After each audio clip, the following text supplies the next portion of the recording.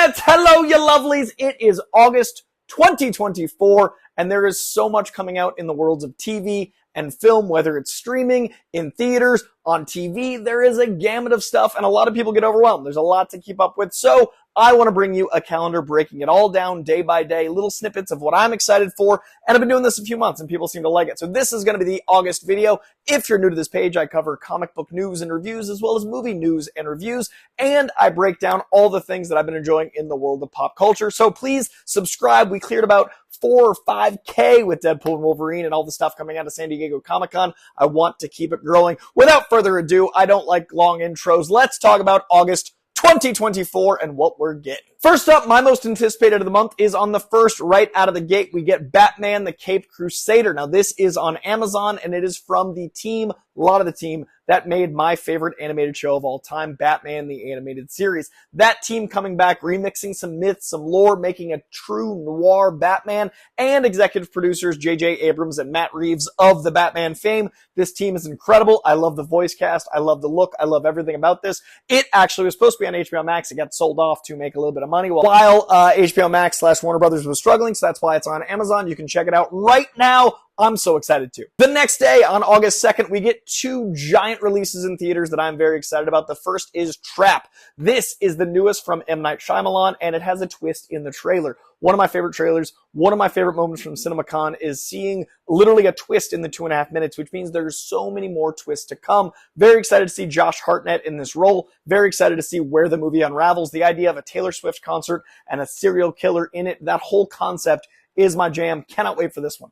Also on the 2nd, we've got KneeCap. This is based off the true story of this Irish hip-hop group. I love this band. They're trying to bring back their language. They're trying to bring back Gaelic to the land of Ireland. It is a dying language, and they're using that mixed with English in their hip-hop. They're big on cultural awareness. They're big on speaking their mind politically. I love a lot of what they have to stand for, and I really, really am excited to see this. It also stars Michael Fassbender, so they play themselves based on their own life, and Michael Fassbender's in here. This is everything I love, plus Irish hip-hop, all of this. KneeCap in theaters on the 2nd. A few days later, on August 8th on Netflix, we've got the Umbrella Academy final season. Now, I personally have fallen off. There's just so many shows. I'm a full season behind. I probably won't catch this for a little bit, but I'm very excited to see how people like it. I hope it ends really well. I really love those first 2 seasons. This drops on the 8th. Then the very next day, Friday, August 9th, is stacked. First up in theaters, we've got Borderlands. This looks bananas. This looks like Guardians of the Galaxy. This is near the end of summer, not a lot of blockbusters left. This is one of the potential ones to come out of nowhere and surprise people.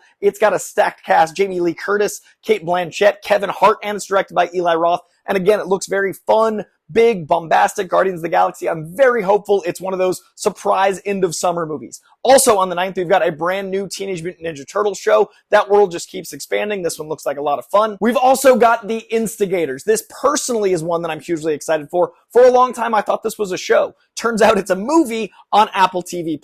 Apple is one of the most consistent places for crazy shows. Really excited to see what they do in the movie space. I haven't seen as many Apple movies as I have Apple shows, but this one has got the pride of Boston. 2 of Boston's godsons, Casey Affleck and Matt Damon, star in The Instigators, and it's set in Boston. So you give me 1 Boston kid, I'm in. You give me Boston as a setting, I'm in. You give me 2 Boston kids and a setting in Boston and a very consistent streamer. I'm very excited for The Instigators. And finally, still on the 9th, we have Cuckoo. I don't know a lot about this one except for word of mouth has been really great, and it stars Dan Stevens and Hunter Schafer. I'm curious just because I don't know a lot about this one. Then a few days later, on August 14th, we've got Vince Vaughn starring in a show called Bad Monkey.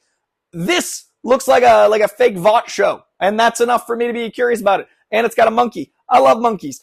This is real. I'll be there. Then the very next day, we have Rick and Morty, the anime, dropping, as well as Coraline getting a 3D re-release. If you've never seen Coraline, it is amazing. This getting a re-release in theaters and in 3D. It's one of the most beautiful aesthetic stop-motion clay films of all time. It's absolutely stunning. A re-release in theaters, I've never seen it in theaters. So this in 3D, really excited for it. The very next day / that night, depending on how you want to look at it, on the 16th of August is my number 2 release of the month, Alien Romulus. I saw a big chunk of this at CinemaCon, scared the absolute crap out of me. Love the cast, love how Fede Alvarez is setting up this world. I love how he sees Alien. This whole universe has been exploding lately between Alien Rogue Incursion, a VR game I hosted at Comic-Con, this being in Hall H and that panel going crazy well, plus all the CinemaCon stuff. The hype is real on Alien here, and this, I think this is going to be a return to form. I'm very excited to be scared out of my mind during this at the theater. Please, yes, this. Also on the 16th is an indie I know very little about, a new horror thriller from Elizabeth Banks called Skincare.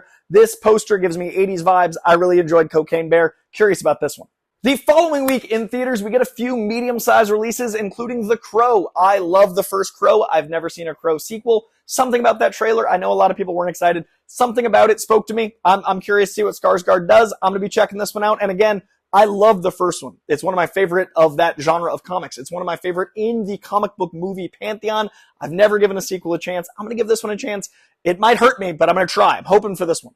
We've also got on that very same day, on August 23rd, Blink Twice. This is Zoe Kravitz's directorial debut. It looks fun, it looks charming, it looks smooth as butter, and it stars her beau, Channing Tatum. Really excited to see what this duo does together. Really excited to see how Zoe Kravitz wields the camera, and just this movie in general looks fun. Even if I didn't know the cast, this one would call to me, and knowing the cast, I'm even more excited.